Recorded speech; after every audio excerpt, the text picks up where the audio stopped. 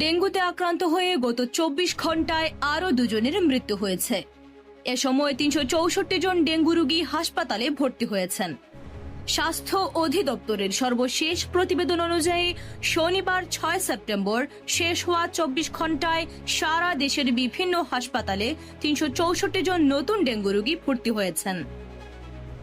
বরিশাল বিভাগের জেলাগুলোতে ভর্তি হয়েছেন 49 জন, চট্টগ্রাম বিভাগের বাইরে 76 জন, ঢাকার বাইরের জেলায় 50 জন, ঢাকা উত্তর সিটি কর্পোরেশনে 58 জন, দক্ষিণ সিটিতে 73 জন, খুলনা বিভাগের জেলাগুলোতে 38 জন এবং ময়মনসিংহ বিভাগে 20 জন। 2025 সালের শুরু থেকে এখন পর্যন্ত দেশে ডেঙ্গুতে আক্রান্ত হয়ে হাসপাতালে ভর্তি হয়েছেন মোট 33,831 জন।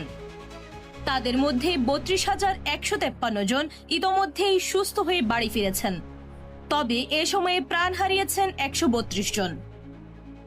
বিশেষজ্ঞদের মতে ডেঙ্গু এখন আর কেবল বর্ষাকালীন রোগ হিসেবে সীমাবদ্ধ নেই, সারা বছরই আক্রান্ত হওয়ার ঝুঁকি তৈরি হচ্ছে।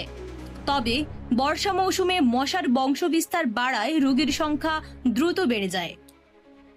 এ বিষয়ে চিকিৎসকরা পরামর্শ দিয়েছেন বাড়ির ভেতরে ও আশেপাশে কোথাও যেন পানি জমে না থাকে। মশারি ব্যবহার করতে হবে, বিশেষ করে শিশুদের জন্য। হালকা জ্বর বা শরীরে ব্যথা হলে দ্রুত পরীক্ষা করাতে হবে। প্রয়োজন হলে চিকিৎসকের পরামর্শ নিয়ে হাসপাতালে যেতে হবে। স্থানীয় সরকার এবং সিটি কর্পোরেশনগুলো নিয়মিত মশক নিধন কর্মসূচি চালালেও বিশেষজ্ঞরা মনে করছেন এ প্রচেষ্টা যথেষ্ট নয়। নিয়মিত ওষুধ ছিটানো, জনসচেতনতা কার্যক্রম এবং নাগরিকদের সক্রিয় অংশগ্রহণ ছাড়া ডেঙ্গু মোকাবেলা করা সম্ভব নয়। অতীতে দেখা গেছে 2023 সালে দেশে ডেঙ্গুর ভয়াবহ পরিস্থিতি সৃষ্টি হয়েছিল। সে বছর আক্রান্ত হয়েছিল প্রায় 3,21,179 জন আর মৃত্যুবরণ করেছিলেন 1,705 জন।